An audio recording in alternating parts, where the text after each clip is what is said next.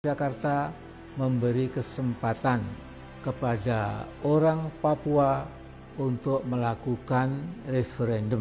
Apakah tetap bersama Indonesia atau membangun negara Papua sendiri?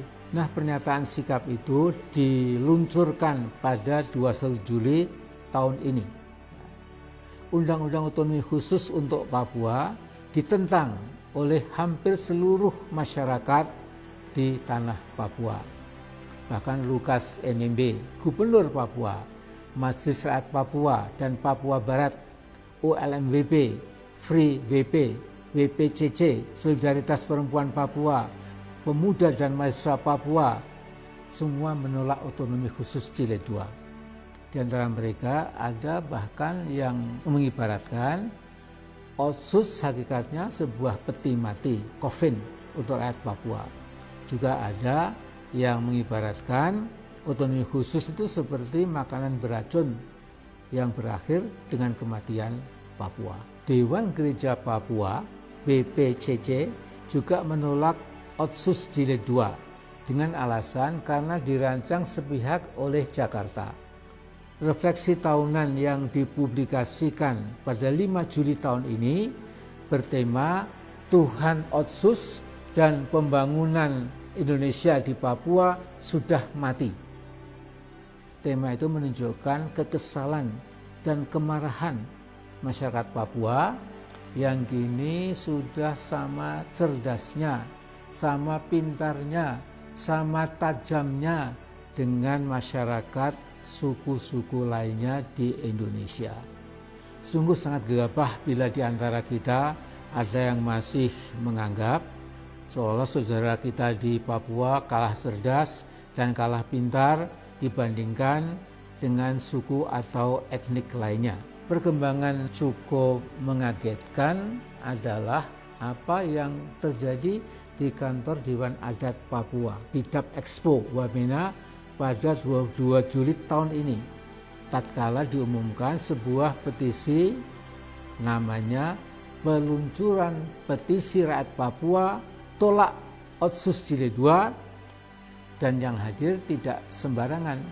Tokoh-tokoh seperti Philip Karma, Yosefa Alomang, Dewan Adat Papua, perwakilan akademisi Uncen, dan 23 organisasi pergerakan yang terdiri dari LSM dan berbagai organisasi akar rumput.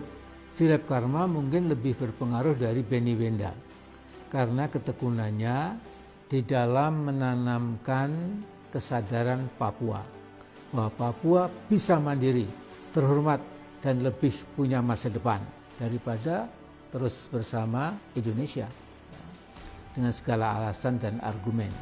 Sementara Mama Alomang atau Yosefa Alomang dianggap sebagai Ibu Kartini Papua, tokoh wanita yang sudah sangat sepuh tetapi berani menentang PT Freeport itu tidak pernah lelah membangun rasa percaya diri rakyat Papua. Nah, saya melihat dukungan internasional pada upaya Papua melepaskan diri dari NKRI juga semakin luas, terutama di kampus-kampus di dunia barat, di Australia, Inggris, dan Amerika. Hampir semua negara Melanesia mulai terbuka juga mendukung perjuangan kemerdekaan Papua.